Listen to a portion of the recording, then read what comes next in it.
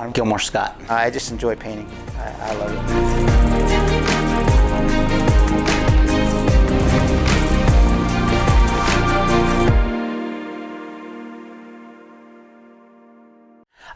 Local artists, I guess, as you could say, but predominantly an artist, painter predominantly. Like to work in water-based medium paints, acrylics and watercolors as of now. I always remember drawing as a little kid, but I was really lucky that I had some folks that were really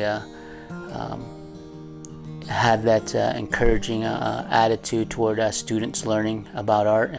One unique thing happened when I was studying CEU Price is I started a summer work program with them where I worked with the U.S. Forest Service.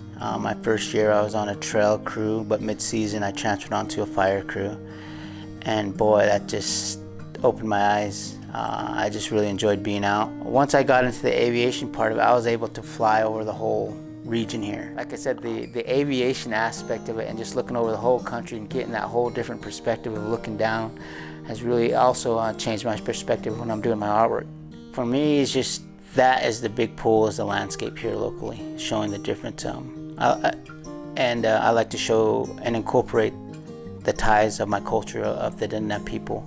I kind of just, being an artist, I just was able to come up with a juxtaposition of different types of geometric designs and colors and just play with that. You know, something that a weaver is probably not able to do with the textile medium. As far as people wanting to categorize me as a traditional artist or a contemporary style artist, I like to tell people that traditional style art for Diné people is mainly ceremonial work, and nobody will see that aside from the people who are producing the ceremony and who are witnessing the ceremony. Once I start putting work on canvas, paper, you know, it's contemporary. We didn't, you know, our elders didn't have the canvas or the paper to produce work on. There's a lot of beautiful stuff here. From the bears, there's the Navajos, the canyonlands, and those colors, like I was saying, they're in different times of the year and seasons. They're just, the colors just stand out. And so that's what I wanted to portray. And then being from the Diné people, I started to incorporate some of the stories that I was taught as a kid. A lot of our symbols that people would see in different art mediums. As I was taught as a kid, my mom would always, especially this time of year, the storms that would come through, especially during monsoon season. One of the first storms we'd see or hear in early spring is what we call the maelstrom. The maelstrom is associated with big dark cumulus clouds you see there. And as a kid, I was taught he was the first storm that actually shakes the earth with the first thunder. And also the female storm. The female storm is associated with cooler colors, more of a calm and a soaking and a wetting rain. So you see those two storms quite a bit, especially on the Navajos and off the Elk Ridge, Bears Ears area. And those are some of my favorite pieces that I like to interpret. And then I started, the geometric rug patterns started playing a part, and I started interpreting those patterns into the rug. About earlier where I was playing with the eye dazzler designs is interpreted in this particular storm, where I've interpreted a maelstrom in it as well. As you can see, I'm still playing with that.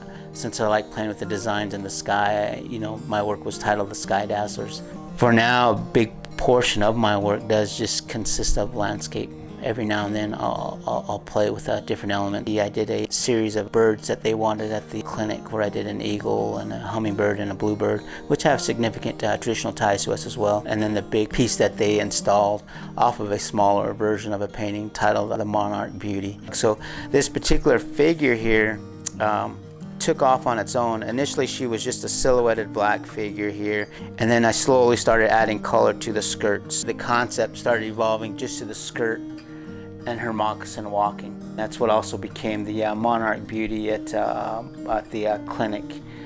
So basically it's where I'm at now, and with the virus coming through, every particular art market that I would normally attend have been postponed, delayed, or even canceled out through next year. So just like every small business owner, definitely struggling, trying to sell work, trying to find a new way to sell work, whether it be through social media or now I'm currently updating my website. One other major thing is I also just work in original artwork. Everything here are the original pieces. I do all the framing and matting as well. I'm really lucky when people here locally, like the people in Bluff, host their show. It's only a 20-minute drive for me. I just pack them in. I enjoy it. And the people, the artists, the collectors there, the people that the show is starting to get attention to bring in some collectors and some good artists, and it's just fun. I've been really lucky that people enjoy my work.